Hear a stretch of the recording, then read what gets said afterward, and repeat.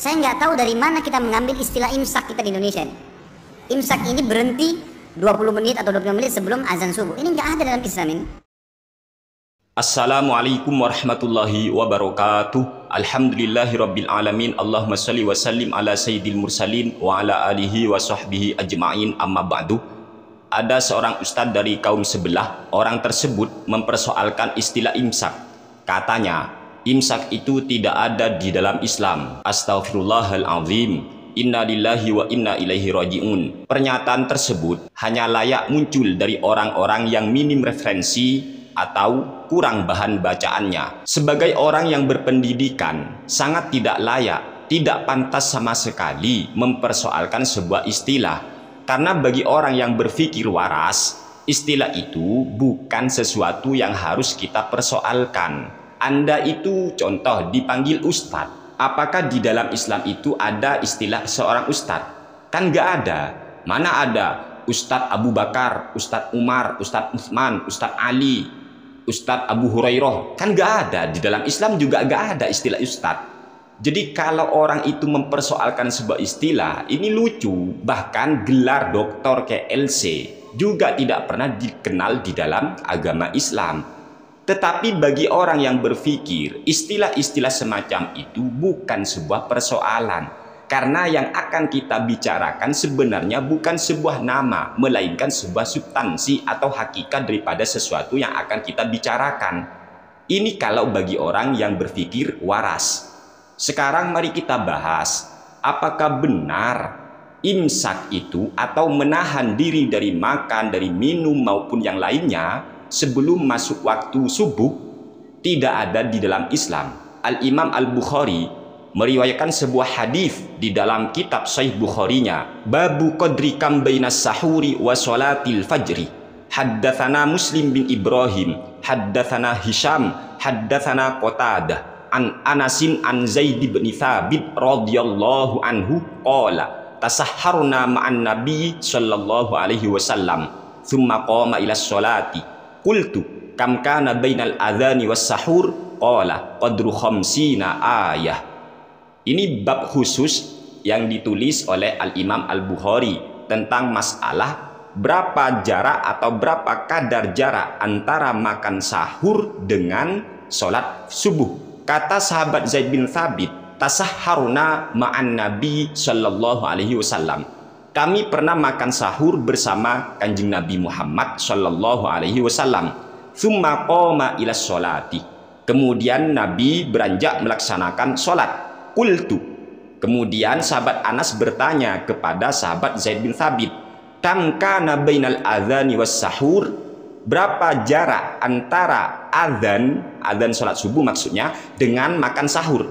Qala qadru khamsina ayatan.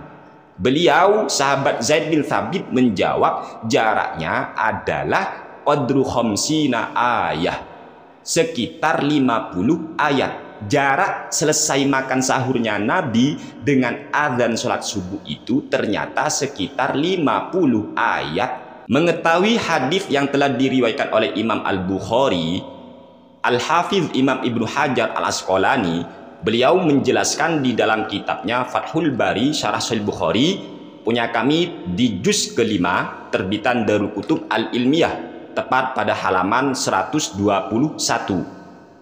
Qauluhu babu qadri kam bainas sahuri wa sholatil fajri, ai intihais sahuri wa ibtida'is sholati. Li'annal murada taqdiruz zamani alladhi taraka fihi al-akla wal muradu bi fi'li sholati awwalu syuru'i fiha, qalahu Az-Zain bin Al-Munir.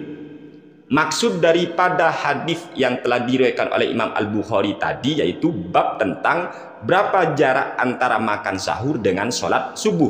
Maksudnya ai intihais sahuri wa ibtida'is sholati, selesainya makan sahur dan awal mula sholat. Li'annal murada taqdiruz zamanil ladzi taraka fil akla. Karena yang dimaksud itu adalah perkiraan waktu atau zaman yang mana Nabi sudah tidak makan. Nabi sudah tidak makan sahur lagi. Artinya Nabi sudah berhenti makan sahur. Dari hadis ini kita bisa paham bahwa Nabi itu menyelesaikan atau berhenti makan sahur, jaraknya berhenti makan sahur dengan sholat subuh atau masuknya waktu subuh sekitar 50 ayat.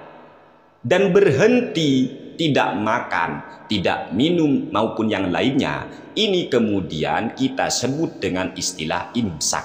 Ajaran imsak ini berhenti makan, berhenti minum maupun yang lainnya sebelum masuk waktu sholat subuh, itu sungguh sangat baik sekali. Ketika kita berhenti makan, berhenti minum sebelum waktu subuh, kita masih bisa mandi, masih bisa gosok gigi sehingga bersih-bersih, apalah, itu baik, itu bagus. Lagi pula orang itu berhenti makan atau lanjut makan itu tidak perlu dihukumi.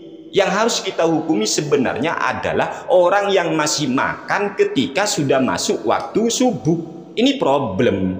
Oleh sebab itu, apa pantas orang yang merasa dirinya sebagai pengikut sunnah ternyata mempersoalkan sunnah Kanjeng Nabi Muhammad Shallallahu Alaihi Wasallam? Dan perlu dipahami bahwa berhenti makan ataupun minum yang kita sebut dengan istilah imsak itu juga merupakan ajaran dari ulama salaf.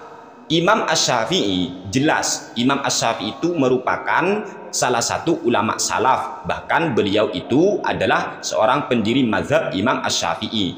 Imam Syafi'i yang statusnya beliau ini merupakan ulama salaf, katanya Wahabi itu ataupun Salafi kir itu kan katanya pengikut ulama salaf. Mari kita buka dalam kitab Al-Um, ini ulama salaf karya Imam Asy-Syafi'i. Dalam kitab Al-Um punya kami juz pertama terbitan Darul Jauzi halaman 472.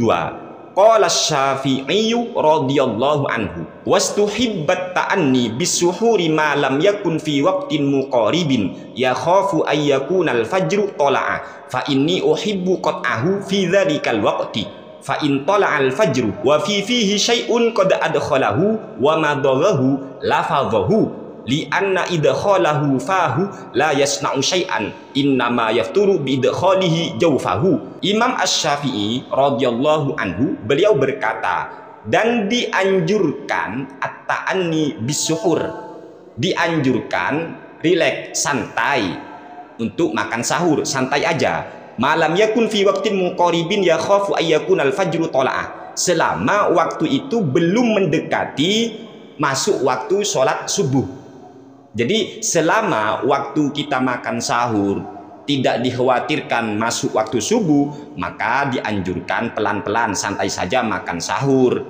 Tetapi fa inni uhibbu qat'ahu fi dzalikal waqti. Tapi kalau sudah hampir mendekati waktu subuh, kata Imam Asy-Syafi'i, saya senang berhenti makan sahur pada waktu itu. Ini ajaran ulama salaf Imam Asy-Syafi'i. Kalau sudah hampir waktu subuh, maka dianjurkan berhenti sudah makan atau minum, berhenti sahur. Fa in tala al fajru wa fihi syai'un qad adkhalahu wa madaghahu lafadhahu. Namun ingat, apabila fajar atau waktu sholat subuh sudah tiba, sedangkan di mulut orang itu masih ada sesuatu, mungkin makanan yang sudah terlanjur ia masukkan ke dalam mulutnya dan ia kunyah, lafadhahu, maka dia harus mengeluarkan makanan itu. Li anna idkhalahu fahu la yasna'u syai'a. Karena kalau kita cuma sekedar ada sesuatu di mulut, asalkan tidak masuk ke jauf, asalkan tidak masuk ke perut, itu no problem, tidak membatalkan puasa kita. Innama yafturu bidkhali jaufahu. Yang membatalkan puasa itu ketika ada sesuatu dari mulut kita kok masuk ke dalam perut, contoh sisa nasi, itu bisa membatalkan puasa kita. Kalau dia masih menelan sisa makanan atau apalah, air dan semacamnya, dia telan ba'dal fajri, setelah waktu subuh tiba, maka qadha yauman makanahu, dia wajib untuk mengqadha puasanya tadi karena dia sudah batal. Sekali lagi, imsak atau berhenti makan sebelum masuk waktu subuh itu sudah dilakukan Nabi Muhammad SAW. Itu juga sudah dilakukan atau dianjurkan oleh Imamuna Asy-Syafi'i, ulama salaf.